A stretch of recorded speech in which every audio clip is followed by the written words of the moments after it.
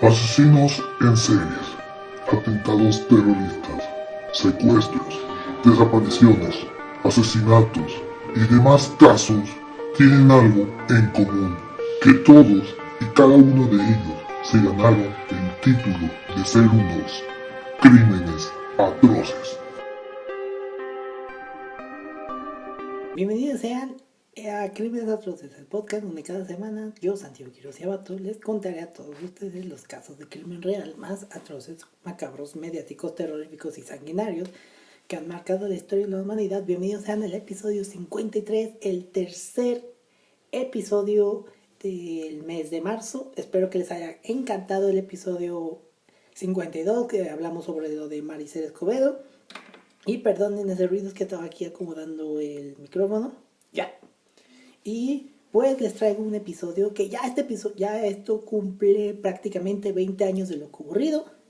Se cumplió el día que se acabó de cumplir el lunes se cumplieron 20 años. Y ya digo que este episodio lo podemos sacar. Pero bueno, es un homenaje, no me estoy burlando, ni nada de eso.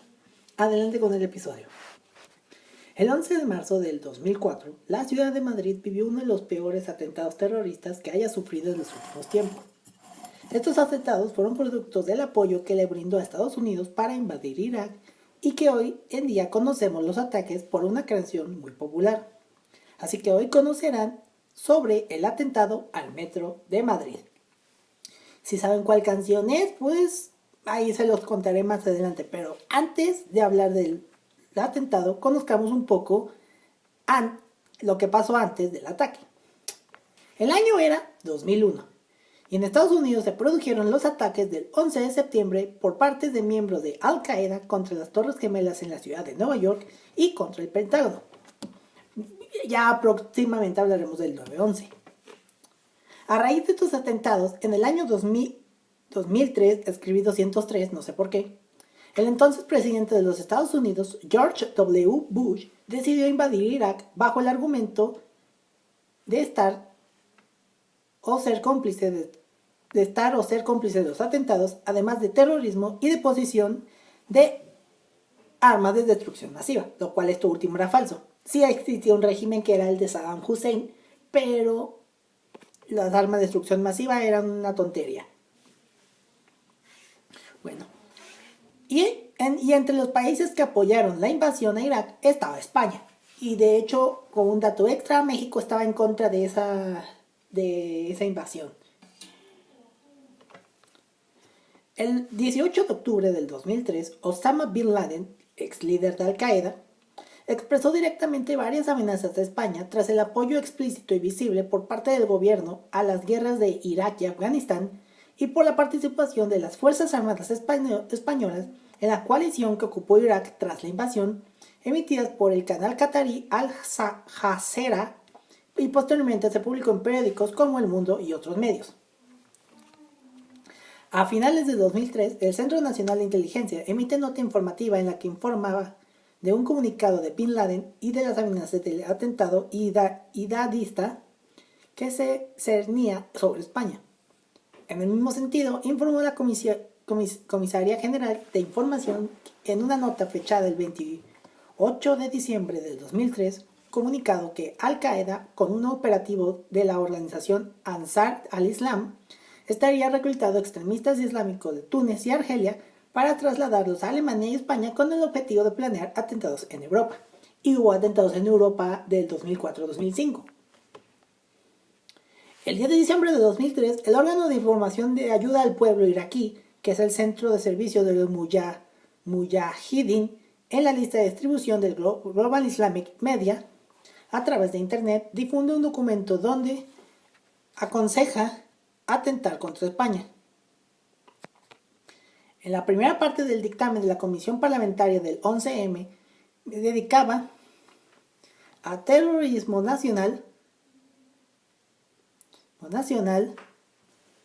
terrorismo internacional, se hace constatar el conocimiento que se tenía sobre estas amenazas citadas y otras que también formaban en informes de CNI y de la Policía Nacional y de la Guardia Civil, todo esto de España. Esta parte del dictamen también refleja las reuniones de los grupos de coalición y prevención europeos a los que asistió el ministro Acevedes. Volviendo a 2001, el 13 de octubre de 2001, un mes después de los atentados del World Trade Center, en un registro a un grupo islamista establecido en la calle de Ronda de Cooperativa 4 de Madrid, se detiene a un ciudadano marroquí llamado Majid Chaid Mohamed. Junto al material para fabricar bombas, se le encuentra un teléfono Turing con los orificios en la parte superior del mismo, similar a los utilizados por la red Al-Qaeda en el ataque de Bali, Indonesia. Posteriormente, según el escrito del fiscal, que esto fue en 2005, coincidiría también con el mismo sistema que ha sido usado en los ataques terroristas de Madrid cometidos el 11 de marzo del 2004, y en particular con el terminal de telefonía móvil recuperado en la mochila que fue desactivada por los TEDAX en Puente de Vallecas. Pero en realidad, Majid Chaid Mohamed huyó en esa fecha, pero fue detenido posterior en Barcelona. Al realizar el registro en el citado domicilio de Madrid fue cuando se hallaron armas y material para fabricar explosivos. El 13 de marzo del 2004, 2 días después de los atentados, el diario El Mundo publicó un artículo titulado Cronología de las detenciones de integristas islámicos en España. Todo esto fue una cosa muy cañona. A principios de 2003 se llevan a cabo otras operaciones policiales en Barcelona para desarticular el comando Dixan, en las que se detiene por segunda vez a un terrorista islámico que portaba una documentación falsa. En marzo de 2003, la Audiencia Nacional pone en libertad a varios detenidos a los que se le había ocupado varios videos con operaciones militares y documentación falsa. En enero de 2004, al investigarse una nueva trama, aparece un teléfono móvil siendo manipulado en la calle de Bonaire de Olot, domicilio del argelino Mohamed Amine Benboura, que cabe destacar después de los atentados del 11 de septiembre, la islamofobia aumentó cañón. Bueno, sin embargo, el mundo nunca informó de estos detalles relacionados con los teléfonos móviles.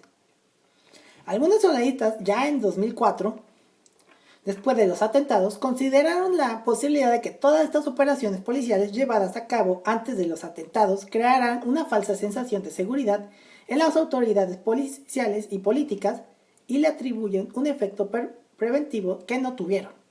Para nada. Y ahora llegamos al día del atentado. En la hora punta de la mañana del día jueves 11 de marzo del 2004, día jueves, guarden ese día, se produjeron 10 explosiones en 4 trenes de cercanías de Madrid. Las explosiones fueron provocadas por mochilas cargadas con goma 2 eco usado habitualmente en canteras. Las explosiones tuvieron lugar entre las 7:36 y 7:40 de la mañana en la línea férrea que une la estación de Alcalá de Henares y la estación de Atocha. Los 4 trenes atacados fueron el tren número 2, 21.431, de 6 coches, que salió a las 7:01 de la estación de Alcalá de Henares con destino a la estación Alcobenadas San Sebastián de los Reyes. El tren número 17.305, de 6 coches, que salió a las 7:04 de la mañana de la estación de Alcalá de Henares con destino a la estación de Chamartín, por donde salió Bernabéu. El tren 21.435, de 6 coches y doble altura, salió a las 7:10 de la estación de Alcalá de Henares procedente de Guadalajara, España, con destino a la estación Alcobenadas San Sebastián de los Reyes.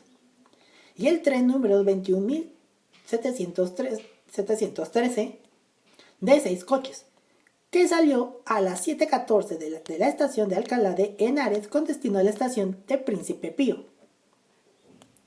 El tren número 21.431, que acabo de mencionar, estaba estacionado en la vía 2 de la estación de Atocha cuando se produjeron 3 explosiones. Antes de las 7:37 con 47 segundos se produjo la primera explosión en el coche 6 A las 7:38 con 36 segundos se produjo la segunda en el coche 5 y a las 7:38 con 40 segundos se produjo la tercera en el coche 4. Además existía un cuarto artefacto localizado en el coche 1 que no estalló inicialmente. Los equipos TEDx del Cuerpo Nacional de Policía los explosionaron a las 9:59. Antes observaron que la sustancia explosiva era de color blanco. El tren 21.435 estaba iniciado la marcha de la estación de El Pozo cuando sobre las 7:38 se produjeron dos explosiones en los coches 4 y 5. Un tercer artefacto estaba en el andén de la estación a la altura del coche y fue explosionado, o sea, se fue para adentro como lo del Titanic, explosionado por los TEDx. También observaron que la sustancia explosiva era de color blanco. Y un cuarto artefacto realizó de forma inadvertida un periplo entre el IFEMA y varias comisarias de policía hasta ser finalmente examinado. Contenía 500 gramos de explosivos plástico goma 2 Eco, metralla, un detonador y un teléfono móvil que hacía de temporizador, manipulado para que la alarma desactivara el detonador. Los indicios hallados en esa mochila permitieron establecer las primeras hipótesis firmes y desencadenaron la persecución policial de los supuestos autores. El tren número 21.713 estaba estacionado y acababa de cerrar puertas en la estación de Santa Eugenia cuando a las 7:38 tuvo lugar una explosión en el coche 4. El tren número 17.305 estaba a unos 800 metros de la estación de Atocha, en la línea férrea paralela a la calle de Telles, cuando sobre las 7:39 se produjeron 4 explosiones en los coches 1, 4, 5 y 6, y poco después de las explosiones, los servicios de emergencia prepararon un hospital de campaña en las instalaciones del Polideportivo Daoíz y Valverde a unos 50 metros del lugar de la explosión. Tiempo después, el 2 de abril, se encontró un artefacto en la línea férrea de AVE Madrid-Sevilla. El artefacto contenía dinamita goma 2 Eco y un detonador conectado a un cable de más de 100 metros de longitud que en el otro extremo no estaba conectado a nada, por lo que no podía funcionar. Estaba preparado para ser conectado a una pila de petaca que se llevó el terrorista cuando fue sorprendido, según explicó en el juicio de la Guardia Nacional. El artefacto era diferente a los utilizados en los atentados de los trenes. No tenía metralla, ni teléfono móvil, ni nada de eso. No parecían necesarios dichos elementos. La activación era manual a tiempo real, según pasaba el AVE para hacerlo descarrilar. Para esta finalidad no se necesitaba metralla. El 3 de abril, la policía localizó y rodeó a varios miembros del comando terrorista en Leganés, una ciudad al sur de Madrid. Los terroristas se atrincheraron en una vivienda en la calle Carmen Martín Gaité y se produjo un tiroteo intermitente entre las 6 y las 8 de la noche. Al verse acorralados a las 9:03 de la noche, los terroristas se suicidaron haciendo estallar el piso cuando el GEO iniciaba el asalto. GEO es tipo SWAT, más o menos. La explosión derribó parte de la fachada del edificio. En esta acción murió un agente del grupo policial, además de los 8 miembros de las células islamistas allí presentes. El 23 de marzo del 2004, la cifra oficial de muertos era de 190. El número de 202 fallecidos se había proporcionado. En un principio se redujo debido a una mejor identificación de algunos restos. Y el reencuentro definitivo de heridos fue de 1.857 personas lesionadas. Los heridos fueron trasladados a diversos hospitales en Madrid.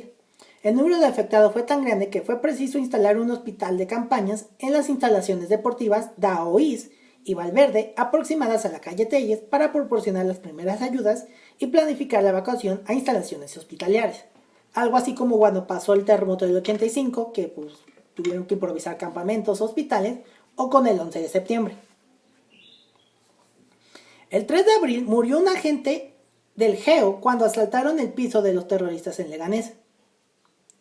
El 10 de mayo murió un recién nacido a las 48 horas de nacer debido a las heridas sufridas por su madre en el atentado. En 2014, 10 años después, murió otra víctima de los atentados, tras pasar 10 años en coma, con lo que el número de fallecidos en los atentados del 11 de marzo de 2004 quedó en 192. Las primeras declaraciones son de José Antonio Durán Lleida, que lo atribuyó a ETA.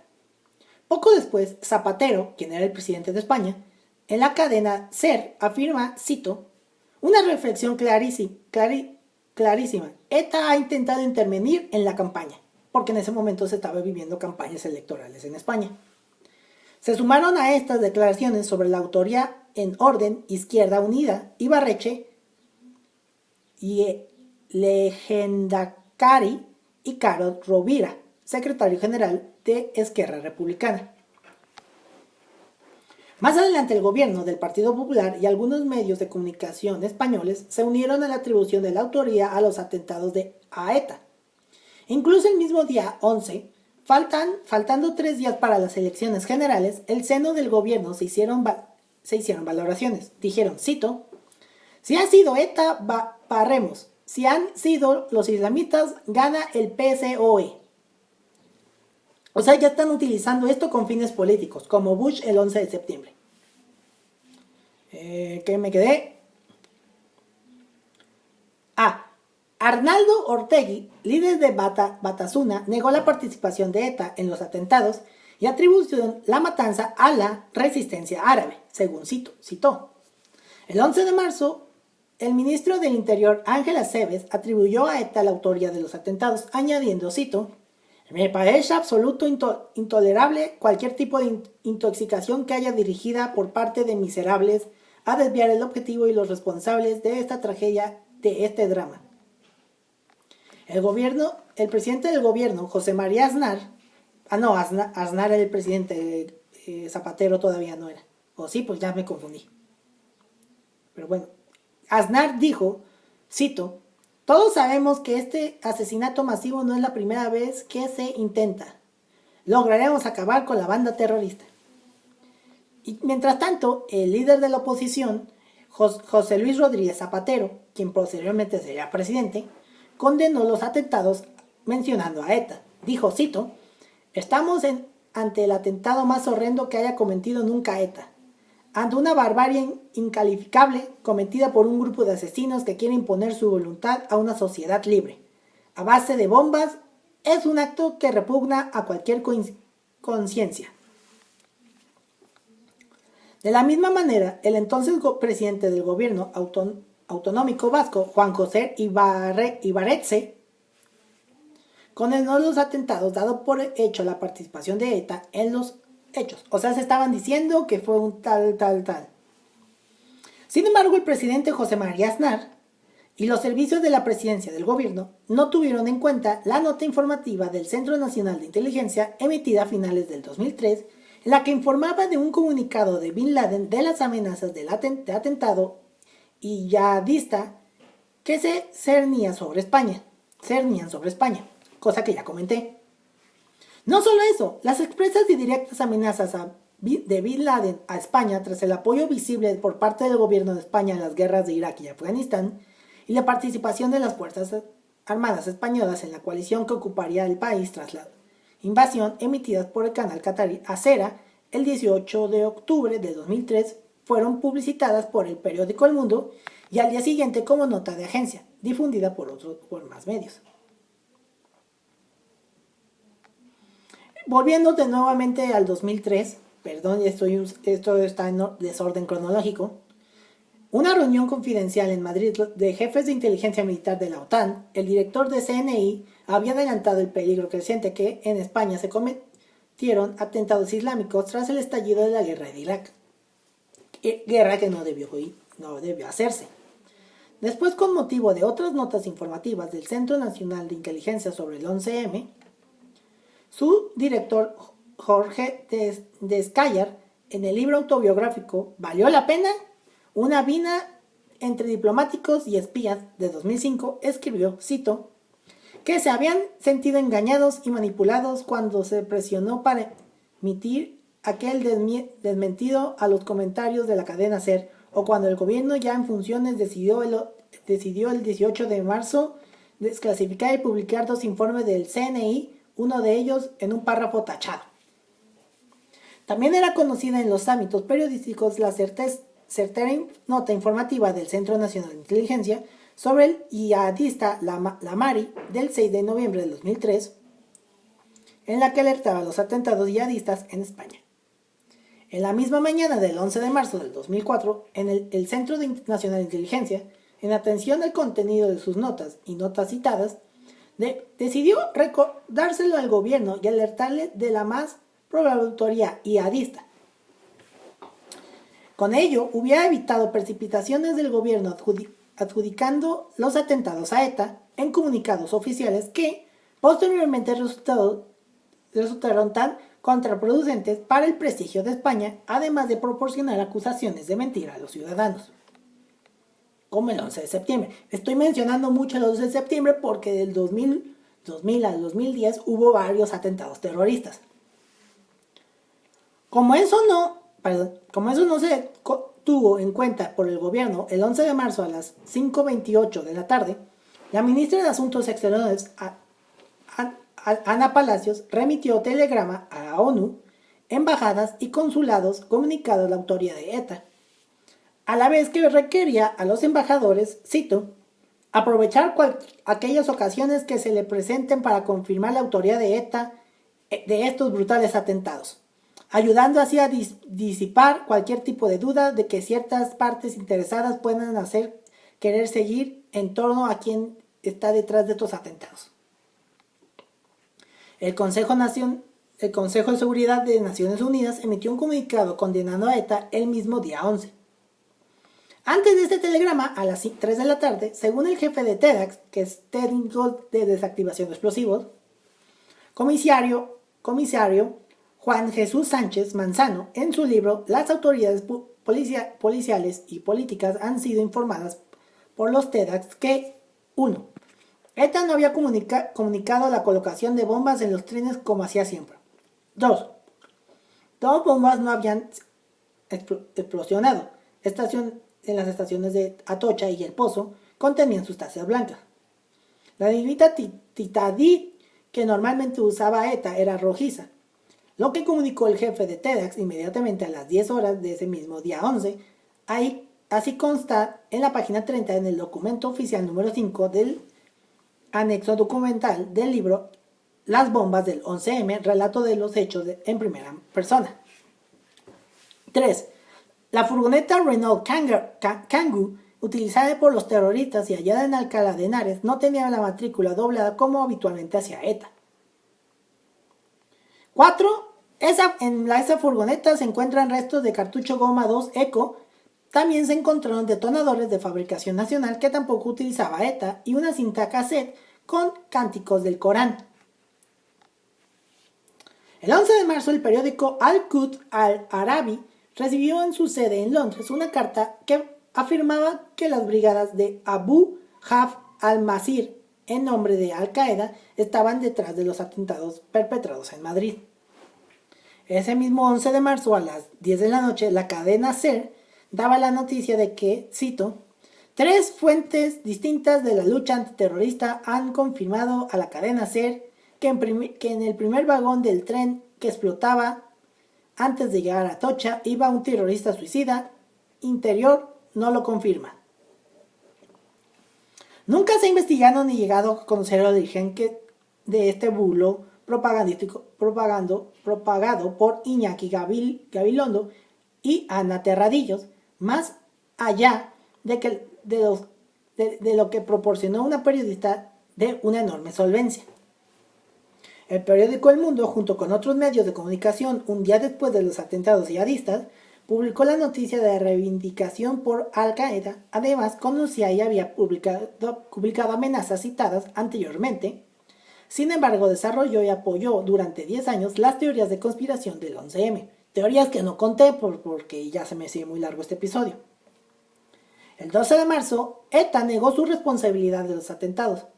Un comunicado anónimo llama por teléfono al diario Gara y a la televisión pública vasca Euskal Telebista. Televista. No Televisa, Televista. Asegurando que la organización terrorista no estaba en absoluto involucrada en el 11M. En ese mismo día, el ministro del Interior anunció en una rueda de prensa que había aparecido una bolsa de deportes con dinamita goma 2 eco, metralla, detonador y un teléfono como temporizador. Además, que el modus operandi de los atentados tenía mucha relación con atentados frustrados de ETA, como el de Nochevieja de 2002 y de la Nochebuena de 2003. El ministro señaló que ETA seguía siendo la principal línea de investigación, sin embargo el detonador no coincidía con los utilizados por ETA. Aún seguían necios con que era ETA.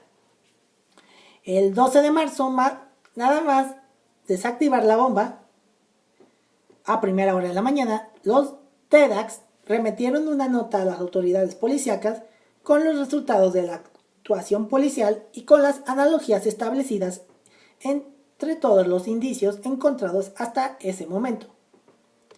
El 13 de marzo, Mariano Rajoy, candidato a la presidencia del gobierno por el PP, afirmó en una entrevista a El Mundo que tenía la convicción moral de que había sido ETA, y darle la burra del trigo con ETA.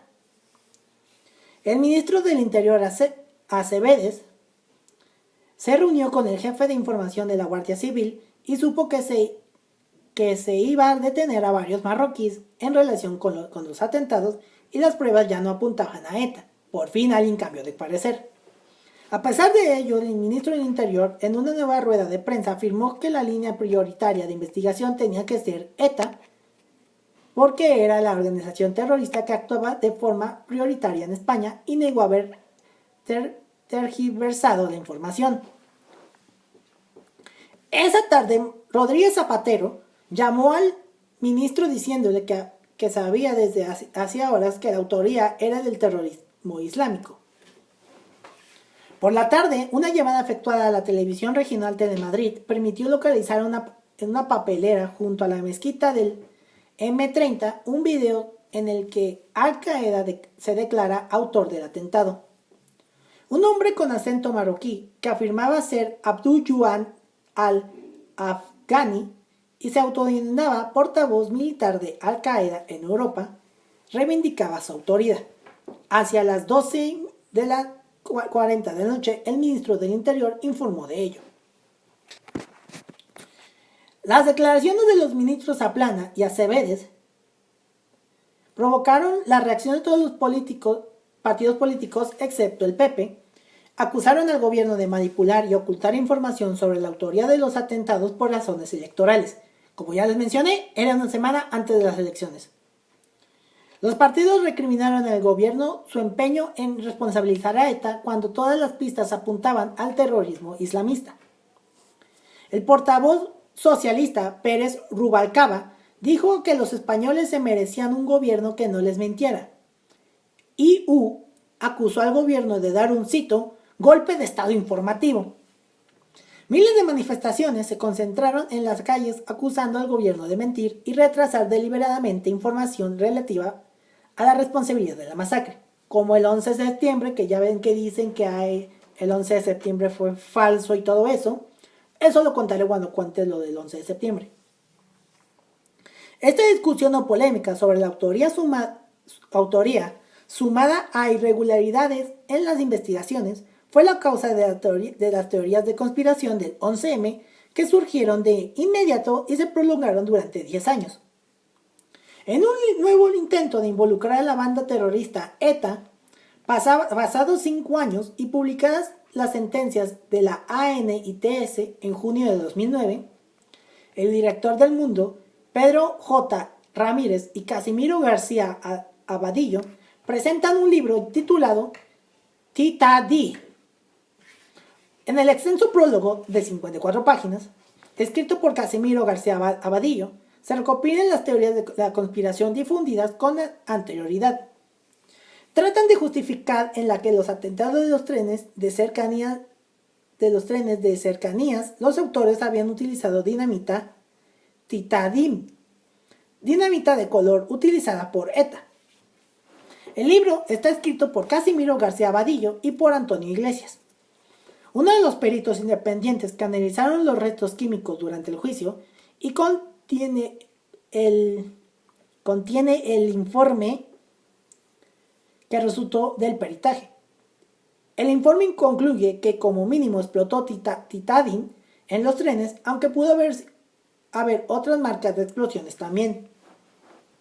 Además, también se concluyó que la dinamita goma 2 Eco, encontrada en la furgoneta Renault Kangoo, pertenece con un grado muy elevado de certeza al mismo cartucho que los de TEDx proporcionaron a los peritos para coteja.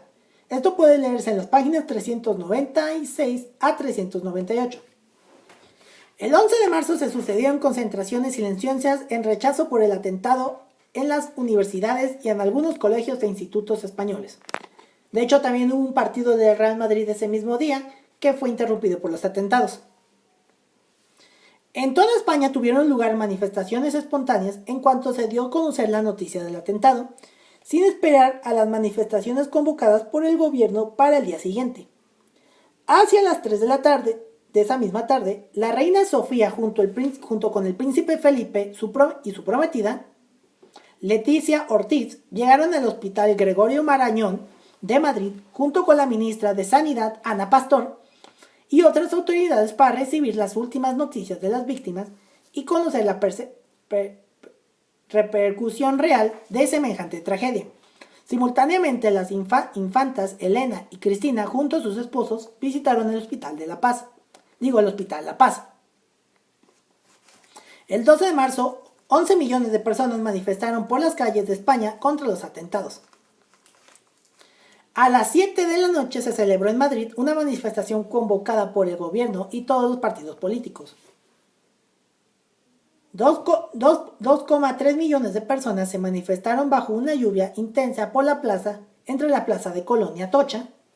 El príncipe Felipe y las infantas Elena y Cristina de Borbón se unieron a la manifestación, siendo la primera vez en la historia que un miembro de la familia real española lo hizo. El cardenal Rouco Varela, arzobispo de Madrid, también se manifestó por primera vez. El cardenal Rouco Varela, el presidente del gobierno, José María Aznar, acudió a la manifestación y recibió con gritos de, cito, ¿quién ha sido? Como aquí en México cuando se manifestaron con el grito, nos faltan 43, que ya hablaré de eso. El lema de la manifestación fue, cito, con las víctimas, con la Constitución, por la derrota del terrorismo. También estuvieron en las manifestaciones madrileñas el presidente de la Comisión Europea, Romano Prodi, el primer ministro italiano, Silvio Berlusconi, el primer ministro portugués, porque Portugal y España están muy pegados, José Manuel Durão Barroso, y el primer ministro francés, Jean-Pierre Raffarin, así como los ministros de Exteriores alemán, sueco y marroquí. En Barcelona se manifestaron 1,5 millones de personas. El lema oficial fue Cataluña con las víctimas de Madrid, contra el terrorismo, por la democracia y la Constitución. Y muchas pancartas condenaron el terrorismo y la guerra de Irak. Algunas pancartas expresaron un rechazo contra el uso de la Constitución en el lema oficial. También se produjeron manifestaciones en otras ciudades de Europa y América. Yo no recuerdo, a lo mejor en México hubo manifestaciones, pero eso yo no sé. A la 1:45 se produjo el asesinato del panadero Ángel Berrueta en Pamplona por parte de la Policía Nacional. Me salté esta parte. A pesar de que existían indicios que apuntaban cada vez más, con más fuerza a la autoría islámica, el gobierno insistía en no descartar a ETA como la principal vía de investigación. El 13 de marzo era la jornada de reflexión antes de las elecciones, por lo que estaban prohibidas las declaraciones políticas. Ahora sí, a la 1:45 se produjo el asesinato del panadero Ángel Berrueta en Pamplona por parte de un policía nacional que estaba libre de servicio y su hijo tras una discusión política con la mujer del policía que había intentado forzarle a poner un cartel en su panadería que adjudicaba a ETA la autoría del atentado de Madrid. Esto produjo incidentes en Pamplona, así como en varias ciudades vascas. El 13 de marzo, miles de personas se manifestaron exigiendo saber la verdad sobre la autoría de los atentados, acusando al gobierno de mentirosos. Oso, mentiroso. Alrededor de 5.000 personas, me comí un cero, se concentraron ante la sede madrileña del PP. En Barcelona varias manifestaciones concluyeron en la sede del PP. Existieron manifestaciones similares en otras ciudades como Santiago de Compostela, Sevilla o Valencia. Y esa noche se produjeron caceroladas en varias ciudades. Caceroladas es que sales con una de estas de madera y una cazuela y haces así. El 14 de marzo se celebraron las elecciones generales en la que la participación fue del 77,2% y terminó ganando el PSOE al obtener una mayoría simple de 164 escaños en el Congreso de Diputados. Tras los atentados se creó la Oficina de Atención a las Víctimas. A fecha de 2011, el ministro de Interior había indemnizado con más de 3.500 afectados por un importe total de unos 314 millones de euros del 2011, que no sé cuánto equivalen ahora con el tipo de cambio. También concedió 449 tarjetas de residencia a víctimas y 451 a sus familiares de los 2.590 que la solicitaron. Por su parte, la Comisaría General de Extranjería y Documentación recogió hasta el 1 de mayo del 2004 1.209 solicitudes de nacionalidad que remitió a la Dirección General de Registros y Notariado. 3 meses después de los atentados se constituyó la Asociación 11M Afectados del Terrorismo. La mayoría de familiares y víctimas de dichos atentados se unieron a la asociación que presidiría Pilar Manjón. Meses más tarde se fundó la Asociación de Ayuda a las Víctimas del 11M, presidida por Ángeles Domínguez, a la que se unieron algunas víctimas afines a la de Francisco José Alcaraz, quien presidía la Asociación de Víctimas del Terrorismo, o la ABT, asociación a la cual también acudieron unos pocos afectados. La Asociación de Manjón insistió en la responsabilidad a José María Aznar y de su gobierno por haber implicado a España en la guerra de Irak. Qué bueno que en México no hubo atentados porque ni siquiera México estuvo a favor de la guerra en Irak. La Asociación 11M Afectados del Terrorismo fue beligerante con la politización que se hizo en los atentados y con las prolongadas teorías de conspiración del 11M, que son más de 10 años, por el negativo efecto que estaba causando en sus asociados. Esta asociación mayoritaria de las víctimas del 11M, editada la revista 11 Mágina como medio de comunicación entre sus asociados y el público general. En el número 17, en su página 11, dice, cito, "El largo camino del trauma a la superación de las víctimas del terrorismo, una vía de esperanza".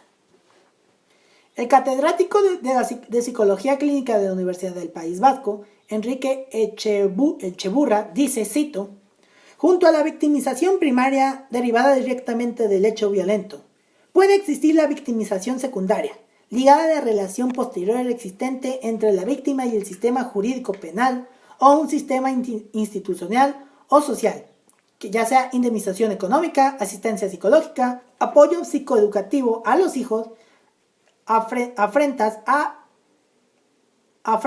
las víctimas, etc., defectuoso. Es decir, el maltrato institucional puede contribuir a agravar el daño psicológico a la víctima o a cronificar las secuelas psicopatológicas.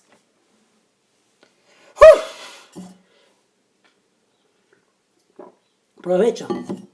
La Comisión de Investigación de los Atentados del 11 de marzo del 2004 fue creada en el Congreso de Diputados el 27 de mayo del 2004 con el fin de esclarecer las circunstancias bajo las que se produjeron los atentados del 11 de marzo en Madrid y las actuaciones policiales y políticas anteriores y posteriores de los mismos.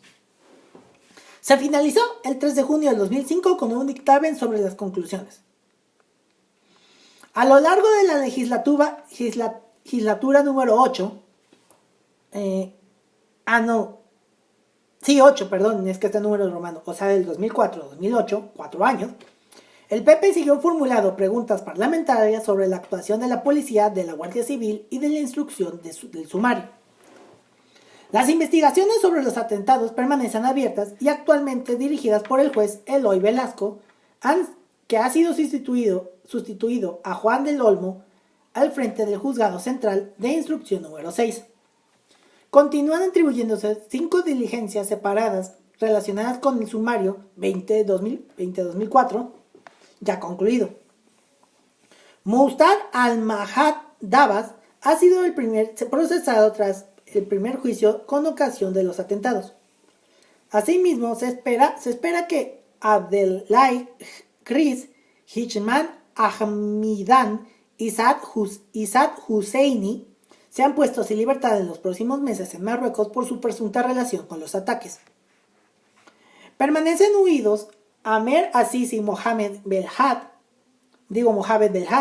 Saed Beraj, Mohamed Al-Fad, Daoud Ohanen, perdónenme, trato de pronunciarlo.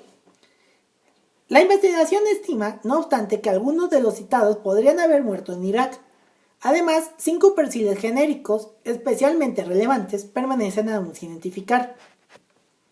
En relación con la investigación judicial posterior a los atentados, pueden señalarse los siguientes hitos. El 11 de marzo, al enterarse por las noticias del atentado, un conserje de una finca próxima denunció la aparición de una furgoneta Kangoo y una detonación policial se desplazó al lugar en el que se encontraba la furgoneta. Tras una inspección ocular, piden la ayuda de la unidad de guías caninas. Tras una inspección exterior y una interior, los perros no detectan explosivos y los policías tampoco. 2. A las 2:30, la grúa deposita la furgoneta en el complejo policial de TEDx en Canillas. A las 3:30 se informa a la policía científica de la furgoneta Kangoo está en el complejo policial. La policía científica encontró restos de cartucho goma 2 Eco. También se encontraron detonadores de fabricación nacional y una cinta cassette con cánticos del Corán, que ya conté. El 12 de marzo del 2004 a las 3 de la madrugada, los TEDx desactivan una bomba que se encuentra entre las pertenencias de las víctimas depositadas en la comisaría del Puente de Vallecas. Los componentes coinciden con los hallados en la furgoneta: detonadores, explosivos y bolsas de plástico azul. El 15 de marzo de 2004, los TEDx consiguen determinar que los detonadores y explosivos proceden de Mina Conchita Áviles, o sea, en Asturias. El 26 de marzo de 2004, la policía halló en una finca ubicada en el término municipal de Chinchón, cerca de Morata de Tajuña, donde supuestamente se montaron las bombas y se activaron los teléfonos móviles utilizados en ciertos de los artefactos. El 2 de abril se encontró un artefacto en la línea férrea del AVE de Madrid, España, a su paso por la localidad de Mosellón, Toledo. El artefacto, que había sido colocado entre las 7:20 y las 10:15, estaba compuesto por dinamita goma 2 Eco y un detonador conectado a un cable de más de 100 metros de longitud. El extremo del cable estaba preparado para conectar una pila de petaca que se llevó al terrorista cuando fue sorprendido, según explicó el juicio inicial de la Guardia Nacional. La activación manual a tiempo real según pasaba el AVE para ser descarrilado. Descarrilar. El 3 de abril de 2004 es localizado el piso donde se refugiaban los autores del atentado, ubicados en la localidad de Leganés de Madrid. A la 9:03 intervienen los GEOs de la Policía Nacional, los terroristas, en una acción kamikaze contra el operativo policial se suicidaron activando el explosivo que guardaban en la vivienda cuando el GEO iniciaba el asalto. La explosión derribó parte de la fachada del edificio. En esta acción murió un agente del grupo policial, además de los 7 miembros de la célula islámica presente. El 15 de abril de 2004, yo en ese momento, mi cumpleaños, la cadena de televisión Al Jazeera emite la grabación de un mensaje de Osama Bin Laden en la que asegura que los atentados del 11 de septiembre son una represalia contra España por sus acciones en Irak, Afganistán y Palestina.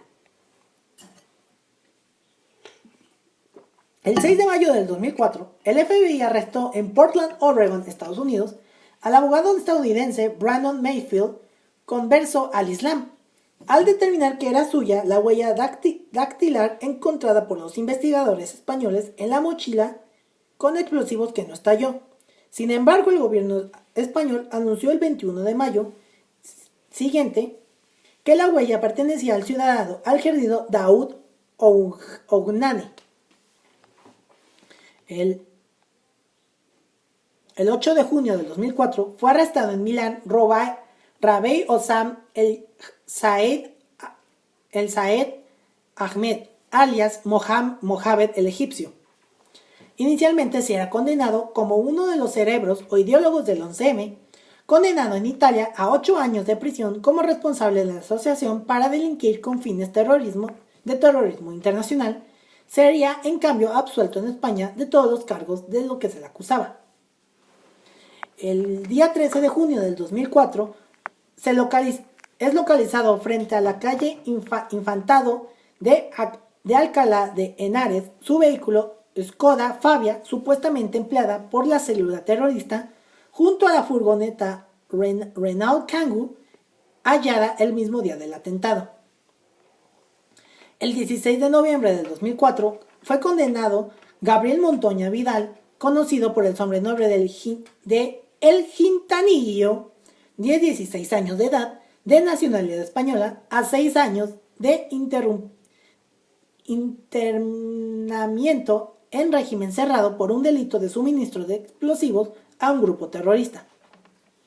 El 17 de diciembre de 2004, el marroquí Hassan el Husky, alias Abu Hassam, es detenido en Lanzarote.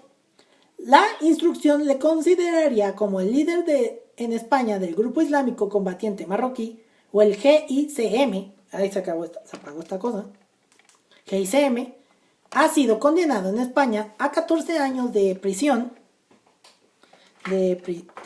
ya valió madre esto.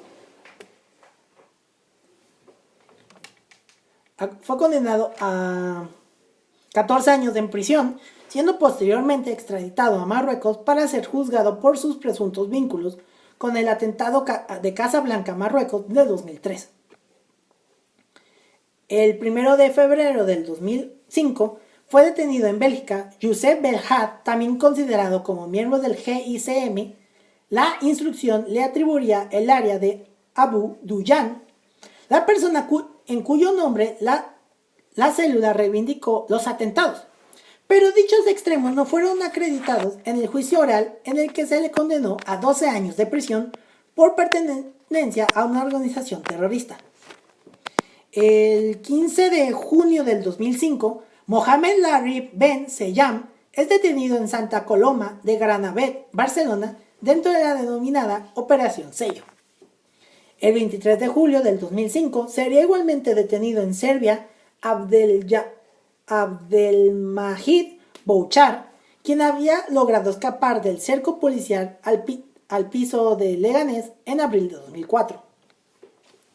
El 10 de mayo del 2006, Saed El Harrak queda en libertad tras 2 años de prisión provisional al no haberse revisado a tiempo su situación. Juan del Olmo sería sancionado por ello con falta leve.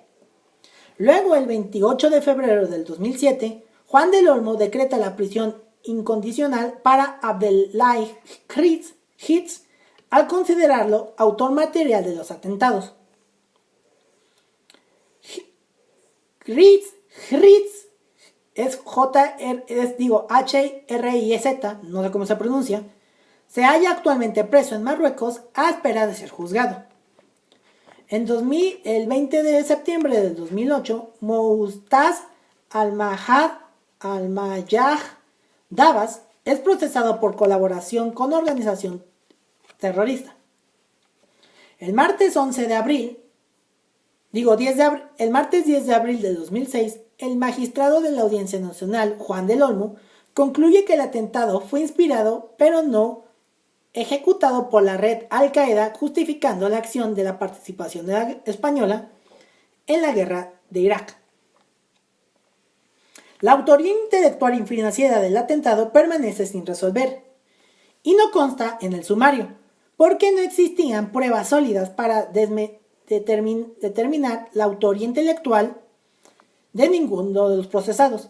De hecho, la única vez en el que el sumario 2024 se menciona la autoría intelectual es en la página 634 para decir que su atribución a Rabey Osman fue fundada en, cito, pruebas claramente equívocas. Sin embargo, Rabey Osman, Mohamed el egipcio, Hassan el-Saki y Joseph Belhad sí fueron considerados los autores, los inductores del atentado y fueron procesados por la conspiración para delito terrorista. La sentencia condenó a los dos últimos a 15 años, rebajada a 14 en casación y 12 años de cárcel, respectivamente, por pertenencia a banda armada, el primero en condición de dirigente. En cambio, Rabey Osman, Mohamed el egipcio, que ya cumplía condena en Italia por el mismo delito, fue absuelto en aplicación del principio non bis in idem. Y a todos aquellos que se les exculpa de la participación directa en el atentado, nunca se llegaba a conocer si cumplían órdenes o actuaban por libre, pues su vinculación con Al-Qaeda no estaba probada, como se lee en la página 646 en el sumario. Otra opinión es la de Fernando Reinares. Dijo, cito, esta es una supercita: en lo fundamental está claro y bien documentado quien ideó e instigó los atentados del 11M, cómo se formó la red terrorista y qué componentes tuvo, cuáles fueron sus motivaciones de los individuos implicados y por qué se convirtió España en blanco de Al-Qaeda. También está claro y bien documentado cómo se financiaron los terroristas y de qué manera consiguieron los explosivos para atentar. Eso hasta la fecha se sigue siendo un misterio. Joseph Belhad fue uno de los individuos que actuó como miembro y enlace del grupo islámico combatiente marroquí en la red del 11M y estaba vinculado a la célula de dicha organización en Bélgica. Hassan el-Haski, vinculado a cuando se cometieron los atentados del 11M, era uno de los principales líderes del GICM en Europa. Según Fernando Reinares, en su libro Matadlos, ya referenciado, Rabey Osman o Mohamed el egipcio era un individuo que se movía por los países del sur de Europa como una suerte de agitador y yihadista itinerante. En su país natal, hizo durante 3 años el servicio militar en una unidad especializada en explosivos. A consecuencia de las actividades de erradicación que llevaba a cabo en Madrid en enero del 2002, se judicializa una investigación por parte de la Policía Nacional interviniendo el teléfono hasta el 22 de mayo del 2003, comprobándose que se le relacionaba con algunos que luego resultaron ser autores del 11M. Dejó España el 27 de febrero de 2003 para finalmente establecerse en Madrid. A inicios de marzo del 2004 estuvo de nuevo en Madrid, regresando a Milán unos días antes del 11M. Se publicaron opiniones denigratorias sobre los autores de los atentados, los moritos de Lavapiés, insinuando que su nivel cultural no era posible cometer e idear los atentados del 11M. Fernando Rinares, en su libro Matadlos, ¿quién estuvo detrás del 11M y por qué se atentó en España?, explica el nivel cultural y laboral de los integrantes de la red yihadista que cometió el atentado, heterogeneidad en experiencia laboral y algunos con formación universitaria.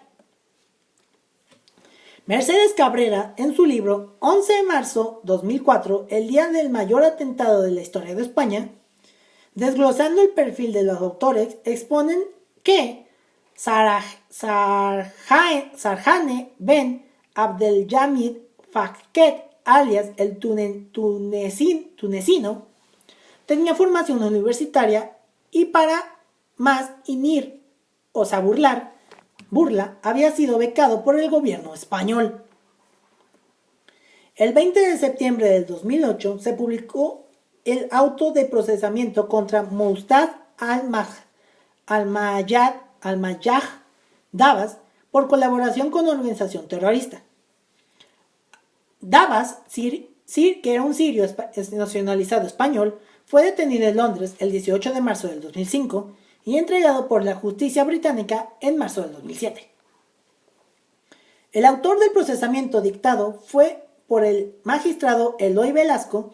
Señala que la colaboración de Moustaz se produjo con el, cito, entremado terrorista en la banda comandada por Serhane el Tunencito y que de seguro influyó en el posterior entramano que concluyó el atentado del 11M y posteriores suicidios en Leganés. El juicio se celebró entre el 15 de febrero del 2007 y el 2 de julio del 2007, cuando el juicio quedó visto por la sentencia. De los 29 acusados, 3 fueron condenados por cometer responsabilidad en el atentado, 19 personas fueron condenadas por otros delitos y 7 personas fueron absueltas. Según la sentencia de la Audiencia Nacional, los autores del atentado fueron 10 personas: Sarhane Ben Abdelmajid Fakhet, Jamal Ahmidan, alias el Chino, Mohamed Oulad Aksha, Rachid Oulad Aksha, Abdenabi Kouya, Rifat Anoura, Alkema Lamari, Jamal Souham, Otam el Gonawi y otra persona no identificada. Neta, este es el episodio con más nombres en árabe que me ha complicado en toda la vida. Estas 10 personas, que formaban parte de una célula terrorista de tipo yihadista, colocaron los 3 explosivos en los 4 trenes en la mañana del 11 de marzo del 2004.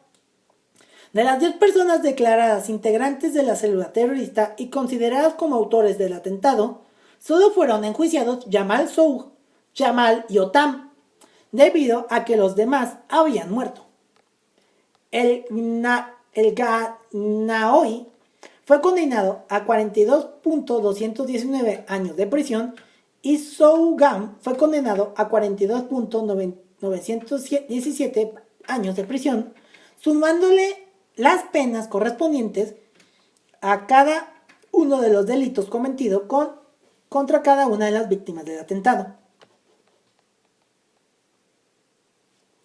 En 2000, una tercera persona fue condenada como cooperador necesario del atentado, José Emilio Suárez Trashjora, recibiendo una pena de 34 años y 6 meses de prisión, atenuada por la anomalía psíquica parecida. En 2017, uno de los condenados, Youssef Belhad, salió de la cárcel de Villeda tras cumplir su condena de 12 años. Aquí voy a hacer una cosa rápida porque creo que se comió el Word complica algo de información. Y esto se produjo varias películas, documentales, canciones y demás. De hecho, la banda española La Oreja de Van Gogh compuso la canción Jueves, que relata una historia de amor involucrada en los eventos. Es la canción que comenté al principio, que es de la cultura popular. Ay, otra vez están luz. Bueno, ya sin luz. Y en 2022, con el motivo del 18 aniversario de los atentados, Netflix estrenó una película documental titulada 11M, en donde víctimas, policías, jueces, fiscales, periodistas y políticos analizan el atentado y su influencia en las elecciones generales y la investigación y localización de los culpables. Y en ese mismo año, en Prime Video, se estrenó el desafío 11M. Y bueno, con esto fue el atentado al metro de Madrid. La verdad, una historia que no sabía mucho. Sí, medio lo ubicaba tanto por la canción de La Oreja de Van Gogh Jueves, pero en sí no conocían todo lo que venía detrás. Así que, pues, ¿qué les pareció el episodio? ¿Creen que estuvo bien o estuvo mal que España participara en la invasión de Irak? Yo digo que estuvo mal. Nadie debería participar en guerras que ni son, cosas que ni son suyas. Pero bueno, la humanidad está así. Aparte que recordando que entre la década del año 2000 al 2010, los atentados terroristas eran una constante. Hubo en Estados Unidos con el 11 de septiembre, en Madrid, en Londres y en otros países más. También los de Londres los contaré en un episodio aparte, pero mientras tanto, los invito a que se suscriban al canal de YouTube, puedan escucharnos en Spotify, Apple Podcasts o en cualquier plataforma de podcast. Si quieren conocer fotografías o de este y otros casos, pueden seguirnos en redes sociales. Estamos en Twitter como @crimenesatroces y en Instagram como @crimenesatrocespodcast. Y a mí me pueden encontrar en Instagram como @santiqs99, Santi con i latina, por favor. Y en Twitter como @santqs99. Con esto nos despedimos, nos vemos y nos escuchamos en el próximo episodio. Hasta la próxima, muchas gracias. Asesinos en series, atentados terroristas, secuestros, desapariciones, asesinatos y demás casos tienen algo en común, que todos y cada uno de ellos se ganaron el título de ser unos crímenes atroces.